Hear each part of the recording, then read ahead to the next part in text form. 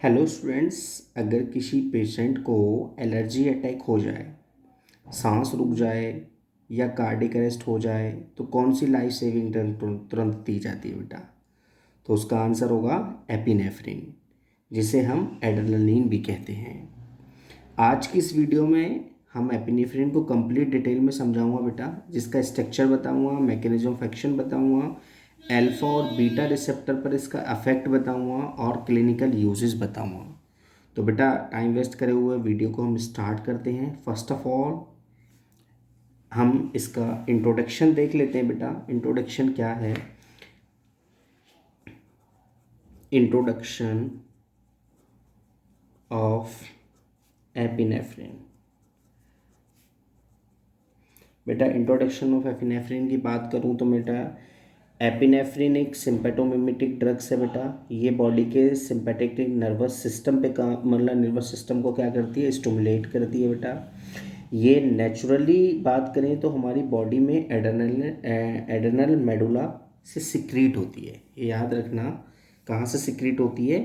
Adrenal medulla से secrete होती है। केमिकली देखें तो ये कैटाकोलामाइन है। इसमें एक बेंजीन रिंग होता है बेटा, जिसमें दो एच ग्रुप लगे हुए होते हैं, कैटाकॉल स्ट्रक्चर, और साइड चेन में माइन ग्रुप में प्रेजेंट होता है। ठीक है, तो बेटा मैं स्ट्रक्चर आपको इसका बना के दिखा देता हूँ। देखो, फर्स्ट ऑफ ऑल वही आप एक क्या बनाएंगे? बेंजीन रिंग बनाएंगे। बेंजीन रिंग बनाने के बाद इन दोनों पोजीशंस पे आप क्या लगाओगे? ओ एच ग्रुप लगाओगे। और लगाने के बाद ये हमारा अल्फा कार्बन है, ये हमारा बीटा कार्बन है। तो बीटा कार्बन पे ओ एच और अमाइड जो लगा देते हैं हम, पहले NH2 करते थे बेटा, NH2। तो एक H को हटाएंगे, रिमूव करेंगे, तो उसकी जगह हम क्या लगा देंगे? CH3। ठीक है, ये हमारा एपिनेफ्रिन का एक केमिकल स्ट्रक्चर है। बात करें मैकेनिज्म ऑफ एक्शन की, बात करें तो देखो मैकेनिज्म ऑफ एक्शन की बात करते हैं बेटा। Mechanism of action, it acts on alpha and beta receptor in the body. It acts on the alpha and beta receptors in the body. अब सबसे इंपॉर्टेंट पार्ट जो है मैकेनिज्म ऑफ एक्शन का बेटा, एपिनेफ्रिन बॉडी के alpha और beta adrenergic receptor पर act करती है, ये ध्यान रखना। इसका मतलब ये एक नॉन सेलेक्टिव एडेनर्जिक एगोनिस्ट है, ये भी ध्यान रखना। फर्स्ट ऑफ ऑल अब जो हम बात करेंगे वो अल्फा वन रिसेप्टर पे इफेक्ट क्या आने वाला है। ये जो अल्फा वन रिसेप्टर है, इस पे क्या इफेक्ट आएगा? तो ये कह रहा है narrow blood vessels to raise blood pressure. तो इट मीन्स ये क्या कहना चाह रहा है बेटा? ये ब्लड वेसल्स में प्रेजेंट होता है। ठीक है, जब एपिनेफ्रिन अल्फा वन को स्टिमुलेट करता है तो उससे रिजल्ट हमारा क्या आना है? ब्लड वेसल्स कॉन्स्ट्रिक्ट हो जाती हैं, वैसो कॉन्स्ट्रिक्शन होता है बेटा, और ब्लड प्रेशर इंक्रीज हो जाता है। वैसो कॉन्स्ट्रिक्शन की वजह से ब्लड प्रेशर क्या हो जाता है? इंक्रीज हो जाता है। इसीलिए हाइपोटेंशन में ये क्या होता है? यूजफुल होता है। सेकेंड पॉइंट बीटा वन पे बात करें तो बीटा वन पे क्या कह रहा है? Increase heart rate strength. तो इंक्रीज हार्ट रेट स्ट्रेंथ, अब सेकेंड पॉइंट की बात करेंगे तो इसमें क्या है? ये मेनली हार्ट में प्रेजेंट होता है। एपिनेफ्रिन जब बीटा वन को स्टिमुलेट करता है ना बेटा, एपिनेफ्रिन जब बीटा वन को क्या करेगा? स्टिमुलेट करेगा, तो हार्ट रेट इंक्रीज करता है, जिसको हम पॉजिटिव क्रोनोट्रोपिक इफेक्ट बोल देते हैं। हार्ट कॉन्ट्रैक्शन की स्ट्रेंथ क्या हो जाती है? बढ़ाता है। हार्ट जो है क्या करता है? कॉन्ट्रैक्शन की स्ट्रेंथ को बढ़ाता है, जिससे क्या आएगा? पॉजिटिव इनोट्रोपिक इफेक्ट आएगा। और कार्डिक आउटपुट कैसा हो जाएगा बेटा? इंक्रीज हो जाता है। इसीलिए कार्डिक अरेस्ट में ये भी कैसा काम करती है? लाइफ सेविंग ड्रग का काम करती है। फाइनली बात करेंगे बीटा टू रिसेप्टर पे। तो बीटा टू रिलैक्सेस, मतलब बीटा टू रिसेप्टर क्या कह रहा है? Relaxes airway muscles to make breathing easier.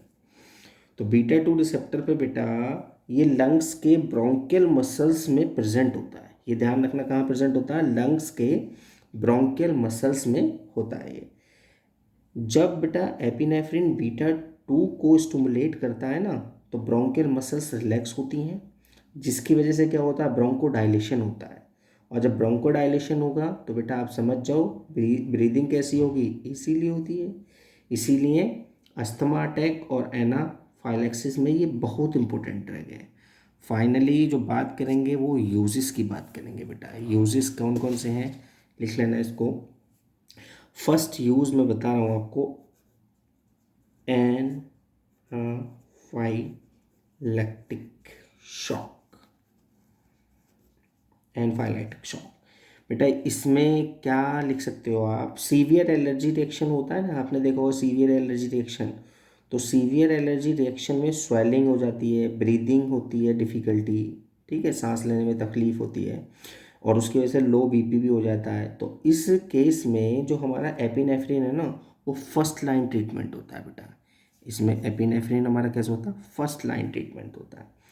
Second की बात करूँ, कार्डिक अरेस्ट। सेकेंड यूज है कार्डिक अरेस्ट। तो कार्डिक अरेस्ट में क्या है, हार्ट बंद हो जाए तो सीपीआर के टाइम एपिनेफ्रिन दिया जाता है। थर्ड की बात करें, ब्रोंकियल अस्थमा। ब्रोंकियल अस्थमा, तो इसमें क्या होगा बेटा, एक्यूट सीवियर अस्थमा अटैक में ब्रोंकोडायलेशन के लिए इसका इस्तेमाल किया जाता है एपिनेफ्रिन का। नेक्स्ट हमारा यूज़ है हाइपोटेंशन, हाइपोटेंशन। तो हाइपोटेंशन में बेटा क्या होगा, लो ब्लड प्रेशर आप सभी जानते हो। तो लो ब्लड प्रेशर में वैसो कॉन्स्ट्रिक्शन के थ्रू बीपी बढ़ता है, ये ध्यान रखना। वैसो कॉन्स्ट्रिक्शन के थ्रू क्या होता है, बीपी बढ़ता है। तो बेटा एक इम्पोर्टेंट चीज़ बता देता हूँ आपको, इम्पोर्टेंट पॉइंट है एग्ज़ाम के पॉइंट ऑफ व्यू से, एग्ज़ाम में याद रखना। Epinephrine is equal to non selective alpha plus beta agonist, ये चीज़ ध्यान रखना। It means alpha 1 is equal to क्या होता है बेटा, वैसो कॉन्स्ट्रिक्शन, ये याद रखना एग्ज़ाम के पॉइंट ऑफ व्यू से। बीटा 1 पे क्या होगा, बीटा 1 पे इंक्रीज हार्ट रेट होगा फोर्स के साथ, ठीक है, और बीटा 2 पे क्या होगा, ब्रोंकोडायलेशन।